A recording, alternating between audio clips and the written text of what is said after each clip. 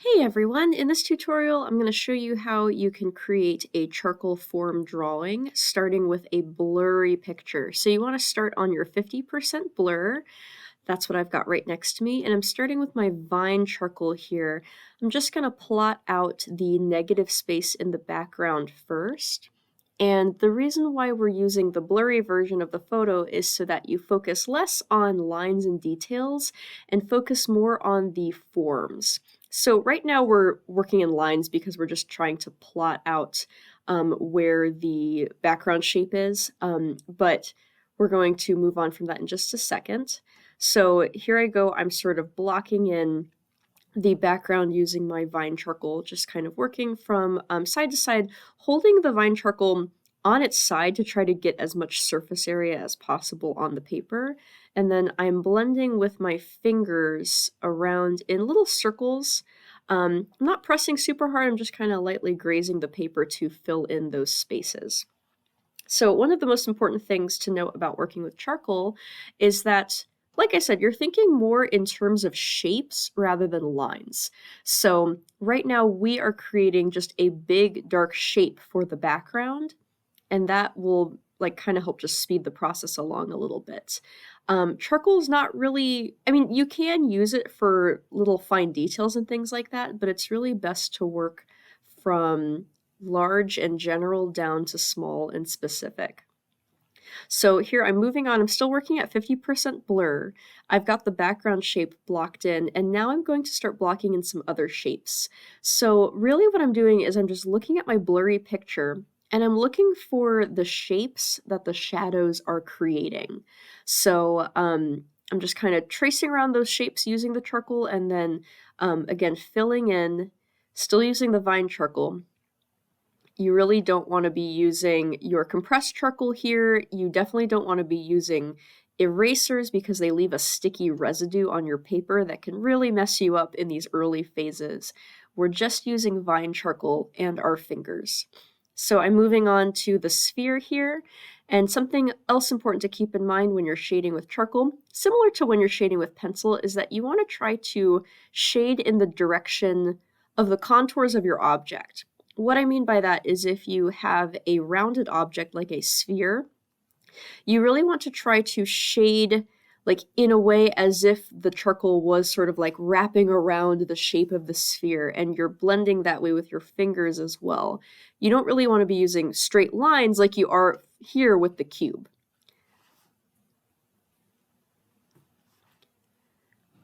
So here with the cube, I am kind of sketching out that square shape for one side, I'm sketching out the square shape for the other side, really paying close attention to the values that I'm seeing.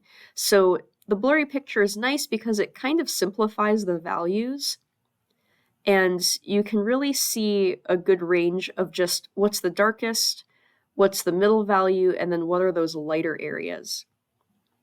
And you're just blocking in those shapes that way.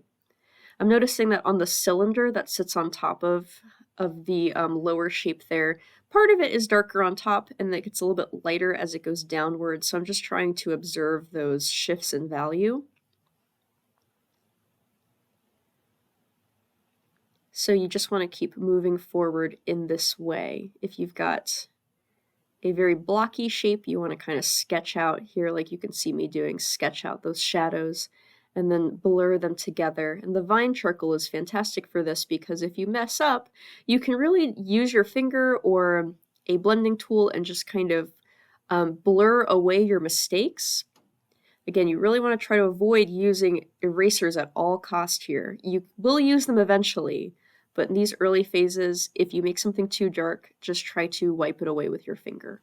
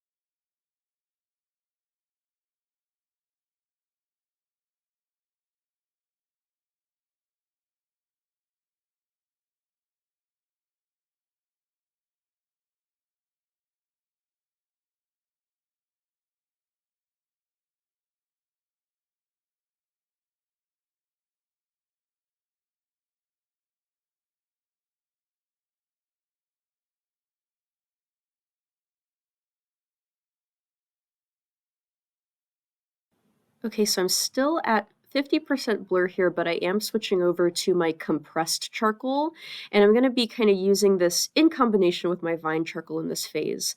Still no erasers, still no white charcoal, no pencils just yet. We're just using the compressed charcoal block to start to darken up areas that we like the shape of, so we know that our background is a really, really good shape. But we notice that it's one of the darkest things in the photo, so the compressed charcoal is just really great for really, really darkening something. Now, one thing to be aware of is that compressed charcoal, it blends fairly easily with your fingers, but it does not wipe away as easy as vine charcoal does. So you really want to just put this in places that you feel confident about darkening up. A good rule of thumb is you always want to start lighter than you think you need. You can always go darker. It's a little bit more work to lighten things back up again, so just keep that in mind. Again, I'm still using my fingers here. I've got a nice big general area, and now I'm switching over to my 25% blur photo. So I flipped my page over, and some details, it's not really sharp just yet, but some details are starting to appear a little bit more, and I'm also seeing a little bit more variation in value. So on my sphere here, I'm starting to see that the cast shadow of it is a little bit darker. Same for this cube right over here. So I'm coming in with my compressed charcoal still. We're still working large in general. And I'm going to start plotting some things in. And a big tip I have for you with compressed charcoal is that a little tiny tap of the charcoal can really go a long way. You don't really need to really smash it into the paper a whole lot to get it to show up very dark. So you can see I'm kind of switching back and forth between my compressed charcoal and my vine charcoal. The compressed is really, really dark. So if you notice that something maybe only needs to be slightly darker, you can just use your vine charcoal and darken it up just a little bit. So you can see me kind of switching back and forth for that over here.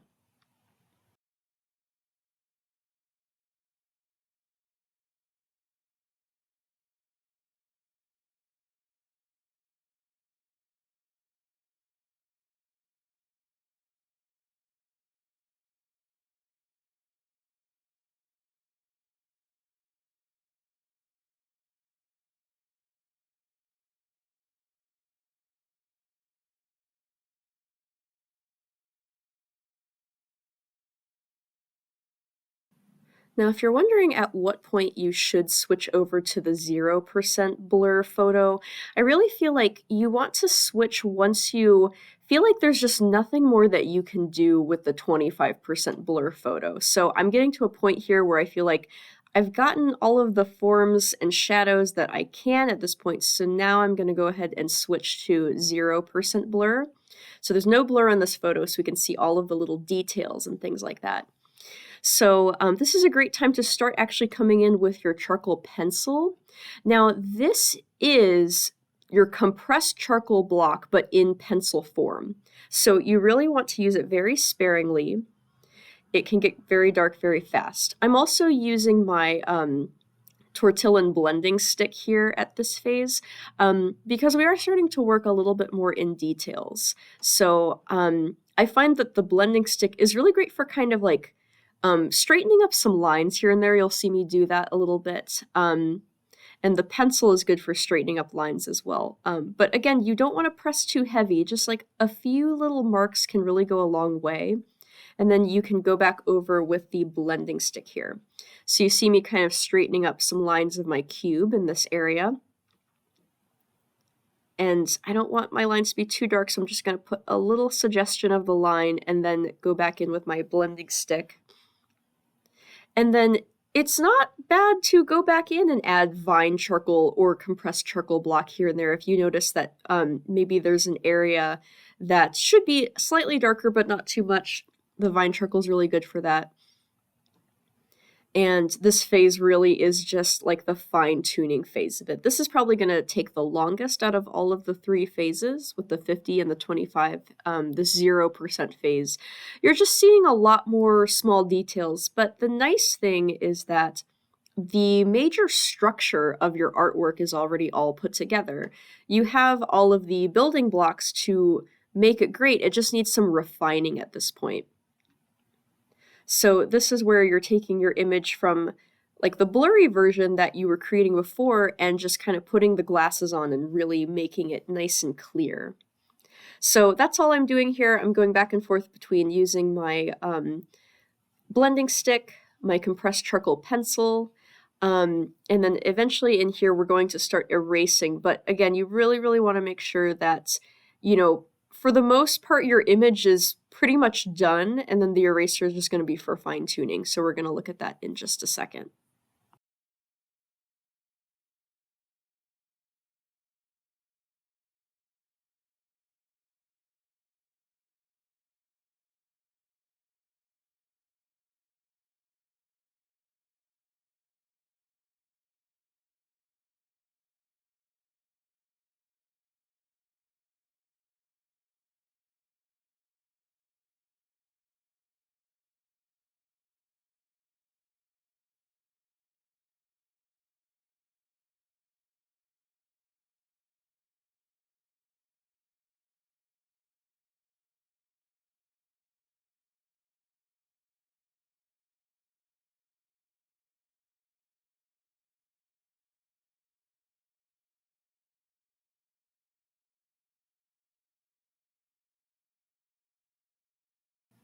So we're going to start doing some cleaning up with the eraser here, and I actually think it's very helpful to have a pencil eraser like this, as well as your gummy eraser that I'm using here.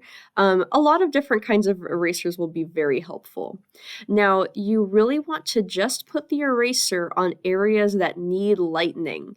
You know, if you're noticing that like an entire shape is off, if you erase the whole thing, you're going to have a hard time really making it look like nice craftsmanship. So at this phase, you know, your eraser really is just for refining and fine tuning, not for like fixing really big mistakes. So I'm using a combination of my kneaded eraser and my pencil eraser, and sort of going around here carving out. You notice that my cast shadow on my sphere here needs like a little bit of an edge. So I'm carving that shape out. And the pencil eraser, I think, is just really great for getting those little specific areas like that. I might go in and refine the shape of things a little bit. And then going in with my finger very gently, but I'm not going to start smearing a lot of stuff everywhere because if you get charcoal on the parts of the paper that your eraser went over, it might actually get stuck to it, and you'll have charcoal that you just cannot erase anymore. So we're trying to avoid doing that. Now, one trick that we have here is using a piece of transparency film. If you need like to get to a hard to reach area and you're afraid of smudging the charcoal underneath your hands, a piece of transparency film is very helpful. You just want to lay it on top and then hold it very still while you are working so that it doesn't smear the charcoal underneath. So I'm just continuing on moving around my image, erasing out little details here and there.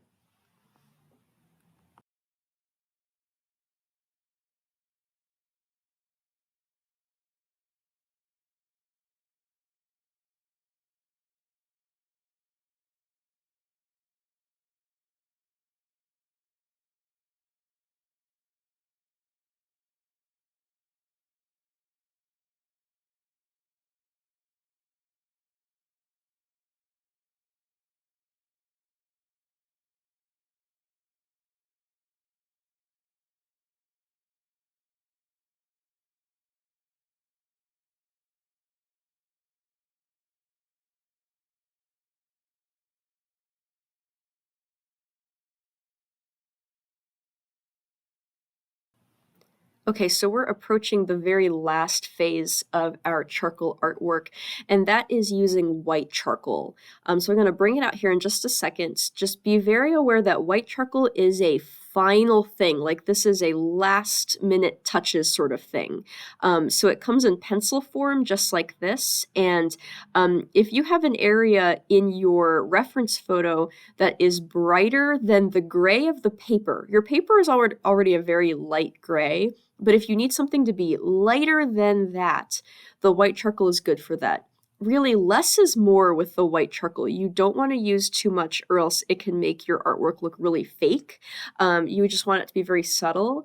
And then the other thing with white charcoal is that it cannot be mixed with your regular black charcoal. It will turn a very weird shade of gray that really stands out against the gray of your paper.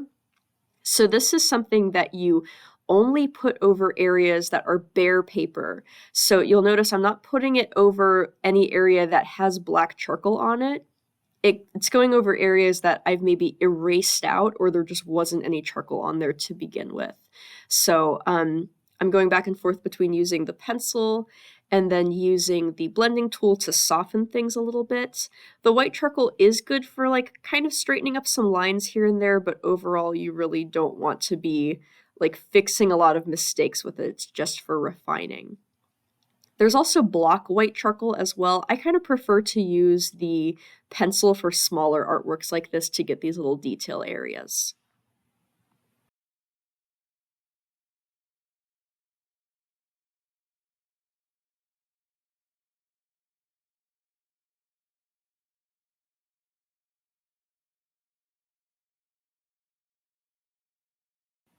All right, so that is pretty much it for this artwork. Once you're done with your white charcoal, there's nothing more to add. You can put everything to the side and your artwork is complete. Nice job, and let me know if you have any questions.